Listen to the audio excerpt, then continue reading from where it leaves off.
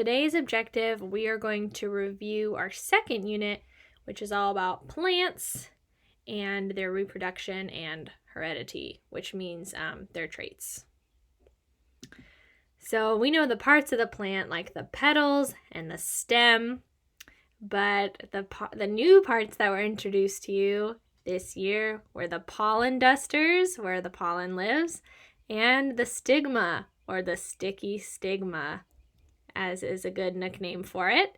And why are these parts so important? It's because these parts are used in a process called pollination. And once the pollen transfers to the stigma, the plant becomes pollinated. But you need two parents to pollinate a plant. A plant cannot pollinate itself. So, how does the pollen transfer from one sticky stigma to another sticky stigma? Well, we need pollinators to come help us. So, that's an example like a bee. The bee doesn't do it for free, right? The bee gets something out of this too. The bee wants the yummy, yummy nectar, and when he's flying past the pollen dusters, he gets the pollen on himself, and then he's going to travel to another flower, inadvertently spreading the pollen. So it's a symbiotic relationship. The bee gets nectar, and the flower gets pollinated. And bees are a really common example, but there's other insects that are pollinators too, or other animals, I should say, like hummingbirds are pollinators, butterflies are pollinators. Anything that eats the nectar and spreads it to another flower or plant is a pollinator.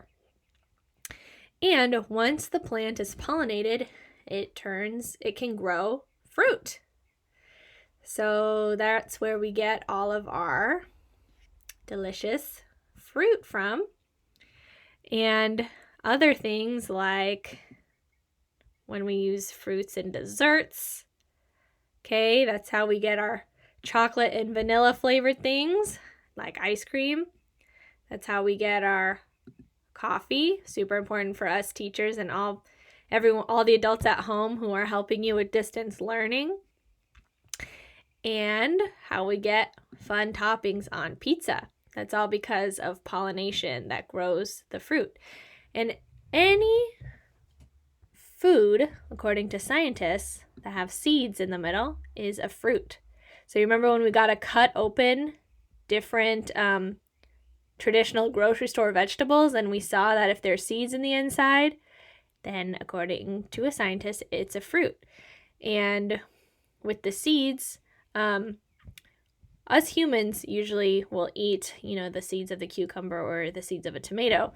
But if an animal's eating these foods, that's another way the seed can get spread as well. They spit out the pit of seeds, or they eat the whole thing and poop it out, thus spreading the seed, starting a new plant growing, awaiting more pollinators to pollination, and the process repeats itself.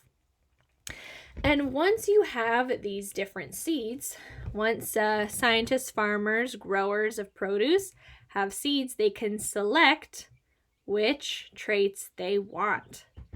So, for example, here's a picture of some of the original looking grapes. They're really small, and using different seeds, they can choose the traits they want. So if they take the biggest purple one of the bunch, and slowly over time, they just keep selecting the certain seeds they want, eventually they can grow bigger and juicier grapes like the ones we're familiar with today.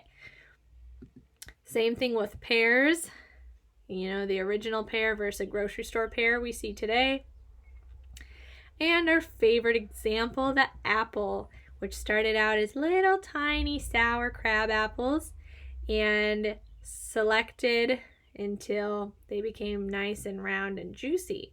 In fact, now we have over 2,000 different apple varieties. Do you remember when we got to try them all?